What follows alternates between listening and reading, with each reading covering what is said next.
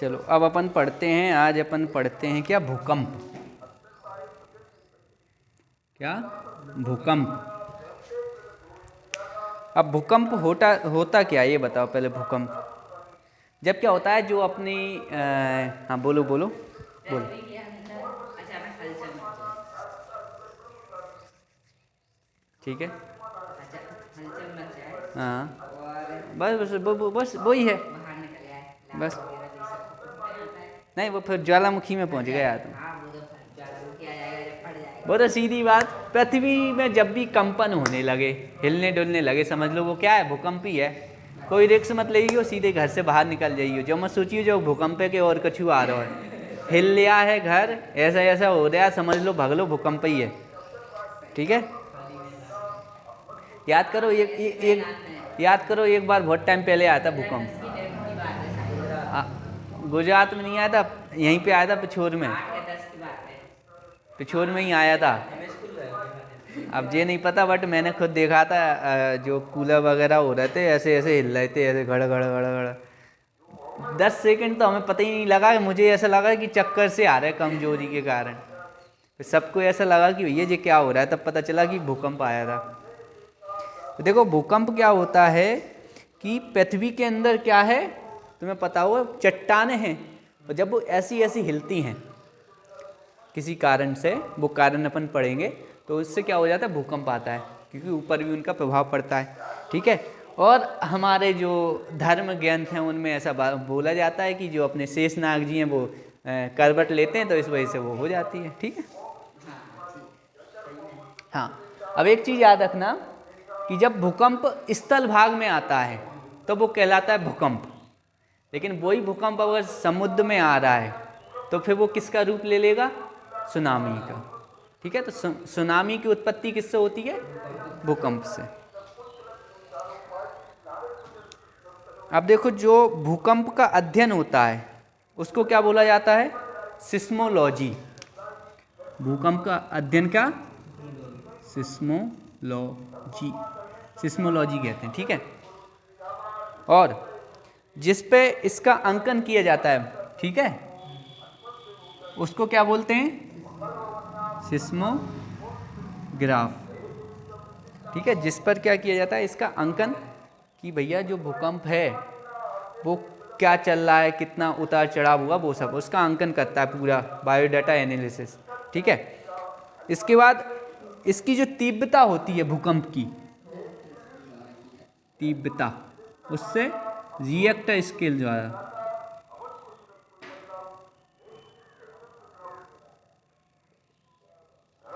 अब Richter scale द्वारा क्या होता है, भूकंप की तीव्रता नापी जाती है। ठीक है।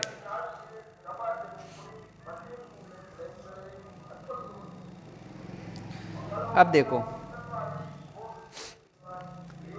सबसे पहले अगर बात की जाए कि जो भूकंप होता है, तो ये अपनी क्या हो गई, एक पृथ्वी। ठीक है, समझना पूरी चीज़ है, ये क्या हो गई अपनी पृथ्वी। अब इस पूरी पृथ्वी में एक जगह होती है अधिकेंद्र। क्या होती है, अधिकेंद्र कहाँ होता है, जहाँ पर सबसे पहले भूकंप की मतलब कह सकते हैं उसको महसूस किया गया हो। कहाँ पर, जैसे यहाँ पर किया गया हो, यहाँ पर किया गया हो, यहाँ पर, मतलब यहाँ पर, तो ये क्या हो गया, अधिकेंद्र। कि जहाँ पर क्या हो, भूकंप की उसको सबसे पहले महसूस किया जाए। ठीक है। और एक होता है प्रति ध्रुवस्थ। ठीक है। प्रति ध्रुवस्थ क्या होता है, जहाँ पर जो भूकंप है उसकी तीव्रता सबसे बाद में पहुंची हो, उसे क्या बोला जाता है, प्रति ध्रुवस्थ। ठीक है। एक होता है भूकंप मूल। ठीक है। इसका क्या होता है कि पृथ्वी के अंदर जहाँ से भी भूकंप क्या हुआ, उत्पन्न हुआ हो, मतलब भूकंप यहाँ से उत्पन्न हुआ हो, ठीक है, तो क्या बोला जाएगा इस जगह को, भूकंप मूल। ठीक है। एक चीज़ याद रखना, कभी भी भूकंप जो होता है वो यहाँ से कभी उत्पन्न नहीं होता। कहाँ से, कोर्स, कभी नहीं होता उत्पन्न। कहाँ से होता है? जे भूपर पट्टी और कोर के बीच में, इतने पूरे भाग में हमेशा होता है, ठीक है। और याद रखना, जैसे अगर मान के चलो भूकंप यहाँ है ना, यहाँ उठा, तो यहाँ उठने के बाद सबसे पहले वो यहाँ ही जाएगा। क्यों? क्योंकि भूकंप का काम ही क्या होता है, वो सीधा, ऐसा नहीं है कि एक जगह जाएगा, वो सीधा ब्लास्ट होता है। मतलब यहाँ फटाना, तो वो यहाँ पे भी जाएगा, यहाँ पे भी जाएगा, यहाँ पे भी जाएगा, यहाँ पे भी जाएगा, लेकिन बीच में क्या है? द्रव। तो याद रखना, द्रव में भूकंप नहीं चल पाता, ठीक है। अभी क्यों, उसका अपन अच्छे से देखेंगे। तो ये वाली लाइन तो क्लोज हो जाएगी, इसके बाद कहाँ बचेगा? यहाँ पे और यहाँ पे। तो यहाँ पे भी भूकंप के झटके आएंगे, लेकिन क्या आएंगे? कम, लास्ट में। तो एक यहाँ पर आएगा भूकंप, एक यहाँ पर आएगा, एक यहाँ पर आएगा, और भी यहाँ पे भी, यहाँ पे भी, यहाँ पे भी आ सकते हैं। लेकिन वो ये किरणें कहाँ पर ज़्यादा पहुँच रही हैं, बस। अब जहाँ तक यहाँ तक आएगा वो, तो यहाँ से यहाँ तक आने में उसकी तीव्रता थोड़ी घट जाएगी, लेकिन यहाँ से यहाँ जाने जाएगा तो वो बहुत ज़्यादा तीव्र होगा, क्योंकि हाल के हाल पहुँच गया, ठीक है। और जब यहाँ पे होगा तो वो यहाँ पे तीव्र होगा, और यहाँ पे अपन को पता ही नहीं चलेगा कि क्या हो गया। तो अपन को जब ये नीचे की साइड होता है तो यहाँ पे क्या है? पानी। तो अपन को क्या लगता है? सुनामी आ गई। इसका मतलब ये है कि नीचे की साइड कहीं पे भूकंप आया था, समझ गए हो? चलो अब देखो क्या होता है, मानचित्र में समान कंपन वाले स्थानों को मिलाने वाली रेखा को क्या कहा जाता है? समभूकंप रेखा या समकंपन, ठीक है।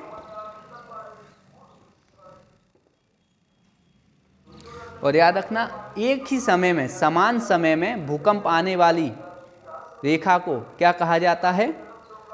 सहभूकंप रेखा, ठीक है। ये दो चीज़ें याद रखना।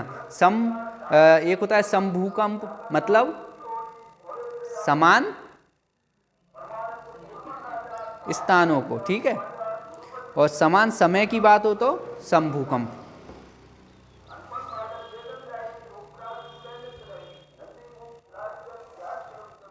यहाँ तक कोई क्लियर? मतलब यहाँ तक कोई डाउट नहीं? अब देखो, जो भूकंपीय जो मापन होता है वो किस पे होता है? सिस्मोग्राफ पे, ठीक है। उससे नापते हैं अपन सिस्मोग्राफ। और एक और क्या होती है? रिएक्टर स्केल, जिस पर उसकी तीव्रता नापी जाती है। तो देखो, जो रिएक्टर स्केल होती है, इस पे जो नंबर होते हैं 1 से लेकर 9 तक, ठीक है। अब इनमें क्या होता है? 1 2 3 4 5 6 7 8 9 तक बस 9 तक होते हैं। अब अगर मान ली चलो कोई भूकंप आया 2 स्केल का, ठीक है, आ गया, और एक और आ गया 3 स्केल का, तो याद रखना, एक नंबर बढ़ने पर वो भूकंप की तीव्रता 10 गुना बढ़ती है, ठीक है। मतलब अगर एक नंबर काउंट किया जाए कि 2 नंबर का क्या आया? भूकंप आया, ठीक है, रिएक्टर स्केल का, तो उसकी मान के चलो अपन मान निकाल दिया, कितना हो गया? 100 मान आया, मतलब उसने 100 मकान गिरा दिए, इतना घातक था।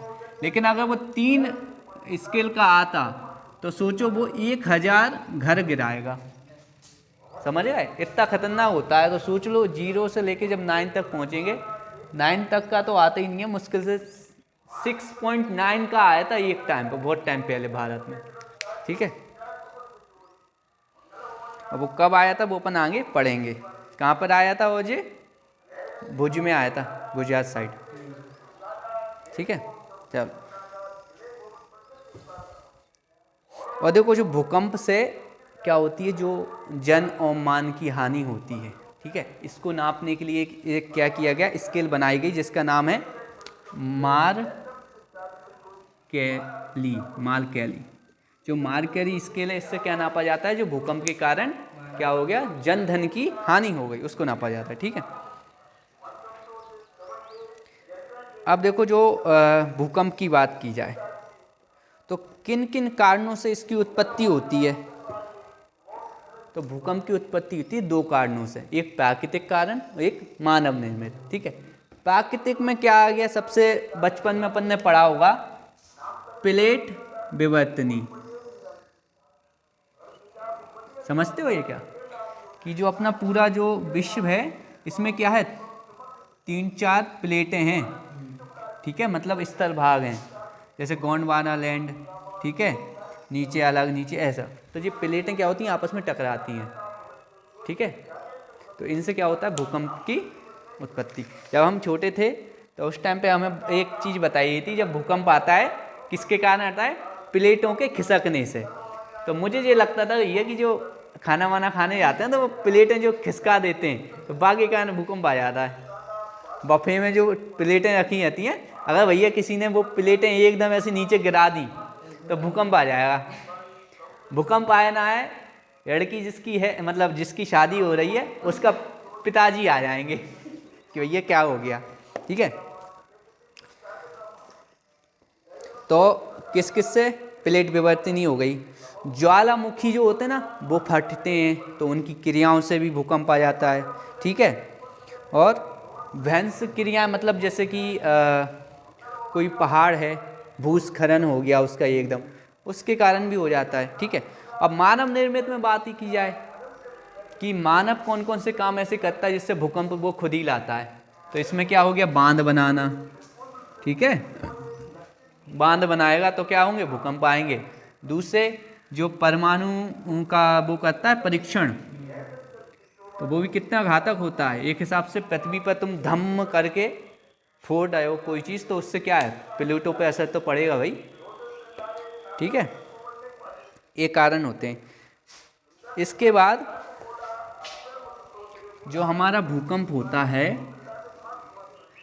इसमें 3 प्रकार की क्या होती हैं, कह सकते हैं कि तरंग हो सकती हैं, किरणें होती हैं, या 3 प्रकार के, मतलब भूकंप के 3 प्रकार होते हैं, कुछ भी कह लो।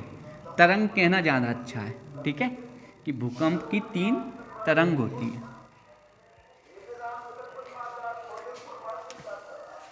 देखो, एक होती है प्राथमिक तरंग, जिसको क्या पी तरंग भी बोला जाता है, ठीक है।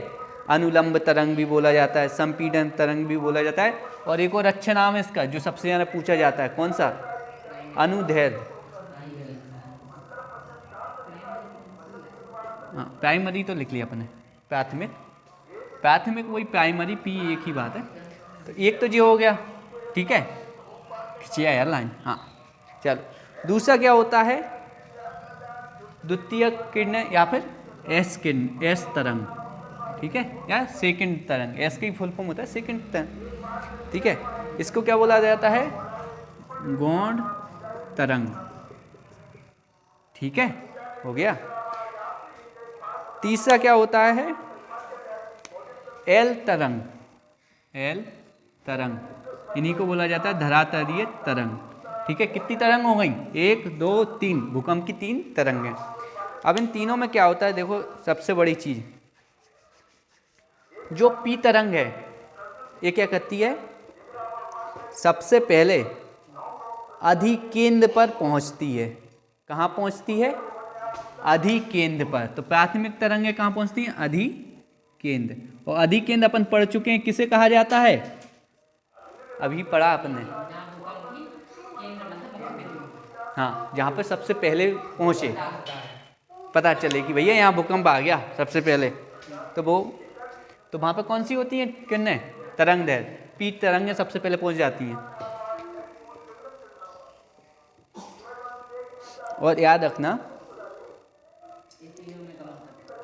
ये तरंगें ध्वनि तरंगों के समान होती हैं। ये क्वेश्चन भी आता है, ये कैसी होती हैं, ध्वनि तरंगों जैसी। और तीसरी चीज, ये तीनों ठोस, द्रव, गैस, तीनों में क्या करती हैं, भ्रमण कर लेती हैं, ठीक है।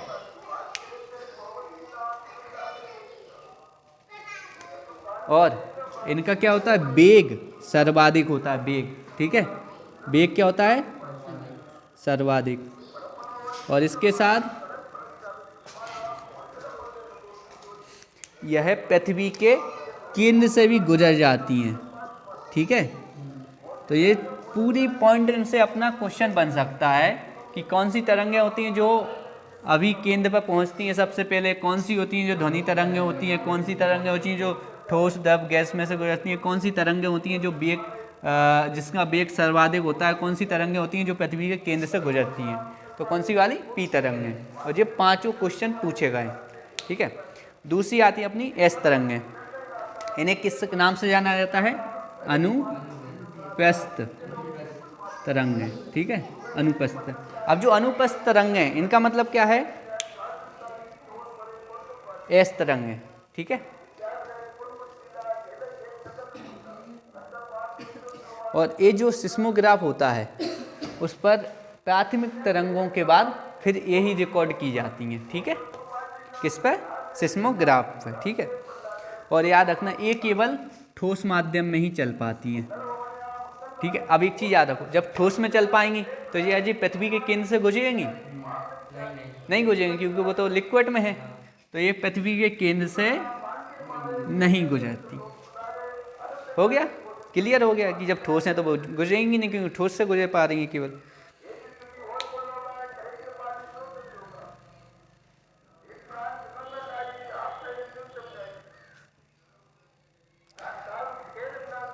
इन तरंगों को शरीर तरंग भी कहते हैं, शरीर तरंग, शरीर, बॉडी तरंग, ठीक है। और इनकी जो कह सकते हैं वेग होता है वो इनसे थोड़ा कम होता है, ठीक है, ऐसा। इसके बाद आती हैं फिर कौन सी? एल तरंगें, जिन्हें बोला जाता है क्या? धरातलीय तरंगें, ठीक है। ये तरंगें क्या होती हैं? मुख्य रूप से धरातल के ऊपरी भाग पर धीमी गति से संचरित होती हैं। ये जो एल तरंगें हैं ये क्या होती हैं? पृथ्वी जो है हमारी, इसके यहाँ पर होती हैं ये, ठीक है। यहाँ पर क्या होगी? धरातलीय। यहाँ पर कौन सी होंगी? एस तरंगें। और यहाँ पे कौन सी होंगी? पी तरंगें। मतलब पी तरंगें यहाँ पे भी होंगी, जहाँ पे भी, यहाँ पे होंगी, लेकिन वो मेन चीज़ उनका क्या फोकस है कि वो कोड में भी हो सकती हैं, द्रव में भी रहती हैं, ठोस में भी रहती हैं, गैस में भी रहता है, तो वो यहाँ पर रहती है। और जो धरातलीय हैं ये केवल कहाँ रहती हैं? धरातल के ऊपरी भाग में, ठीक है। तो ऊपरी भाग में ये गति करती हैं और इनकी जो कंपन की गति है वो सर्वाधिक है। कंपन तो यहीं करेंगी ना, अपन जहाँ रहते हैं तो कंपन कहाँ होगा? यहीं सबसे ज़्यादा। नीचे बीच में थोड़ी हो रहा होगा, बीच में से तो थोड़ा बहुत हो रहा होगा, लेकिन जब ऊपर आएंगी तब वो ज़्यादा कंपन करेंगी, ठीक है। और याद रखना ये तरंगें सर्वाधिक विनाशकारी होती हैं। क्यों? क्योंकि ये धरातल पर हो रही हैं। अपना मकान ऐसा तो है नहीं कि जो पृथ्वी के बीच में यहाँ बना है तो अपन को भूकंप से ज़्यादा नुकसान नहीं होता, बट अपना यहाँ पर है। पता चले जो केंद्र बिंदु है यहाँ से ये आई, यहाँ पर आई, और इसके बाद ये यहाँ पे पहुँचने के बाद ये एल तरंग है, यहाँ से लेके यहाँ तक पूरा विनाश कर दिया इन्होंने। ऐसे ही होता है, बोलते ना कि यहाँ पर आया था लेकिन उसके आजू बाजू के 2-3 गांव के भी मकान गिर गए, समझ गए। तो ये होता है, ये होती हैं 3 तरंगें। अब इसके बाद याद रखना कुछ जो भारत है, अब जो भारत है, भारत को 5 जोखिम मंडलों में बांटा गया, मतलब 5 भागों में बांटा गया है भूकंप आने के, कि यहाँ पे इतने स्केल का आएगा, यहाँ पे इतने स्केल का आएगा, यहाँ पे स्केल। सबसे ज़्यादा जो जोखिम भरा इलाका है वो कहाँ पर है? हिमालय साइड। हिमालय साइड का जो इलाका है वो पे सबसे ज़्यादा क्या बोला जाता है कि वहाँ पे सबसे ज़्यादा भूकंप आएंगे हाई लेवल के। और यहाँ पे थोड़ा भुज साइड भी, गुजरात के, वहाँ पे भी कैसे आएंगे? बहुत ज़्यादा हाई। ये बहुत ही ज़्यादा क्या है? संवेदनशील जगह हैं। अब देखो जो भुज गुजरात है, यहाँ पर क्या आया था 2001 में ही 6.9 pH वो 6.9 रिएक्टर स्केल का भूकंप आया था, ठीक है। और इसकी वजह से क्या हो गया था, वहाँ पर एक 15 किलोमीटर लंबी एक दरार बन गई थी, ठीक है। अब वो बन गई तो उसका पता क्या नाम है? अल्लाह बांध रखा गया। वहाँ पे एक बांध बनाया गया और उसका नाम रख दिया गया अल्लाह बांध, ठीक है। जैसे अभी झांसी रेलवे स्टेशन का नाम बदल दिया, क्या हो गया? Lakshmibai railway station. मैं आज सर्च करता, मैंने कहा ट्रेन देखूँ मैं झांसी से भोपाल, तो झांसी से भोपाल के लिए कोई ट्रेन ही नहीं बता रहे। वो मैंने कही ये ऐसा क्यों? फिर पता है वहाँ पे देखा तो वहाँ पे उसका लक्ष्मी बाई कर दिया गया और हबीबगंज का तो पहले ही कर दिया था कमलावती। तो कमलावती से झांसी तो नहीं मिल रहा, लेकिन लक्ष्मीबाई से कमलावती स्टेशन मिल रहा। मैंने कहा यार चेंज हो गया मतलब नाम।